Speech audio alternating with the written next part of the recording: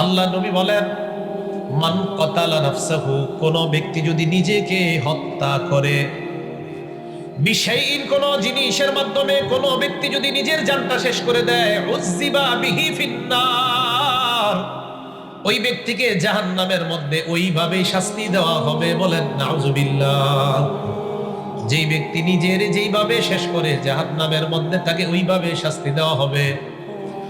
নাসাই শরীফের 1965 নাম্বার হাদিসের বর্ণনা, মান তারাদ্দা মিন জাবাল ফাকাতালা নাফসা, কোন ব্যক্তি যদি পাহাড় থেকে জমিনের মধ্যে পড়ে আত্মহত্যা করে, ছাদ থেকে লাফ দিয়ে পড়ে যদি আত্মহত্যা করে, ফাহুয়া ইয়াতারাদ্দা ফিন্নার খালিদান ফিহা মুখাল্লাদান আবাদা, ওই ব্যক্তি জাহান্নামের মধ্যে দীর্ঘস্থায়ী ভাবে এইভাবে পাহাড় থেকে লাফ দিবে আর আত্মহত্যা করবে।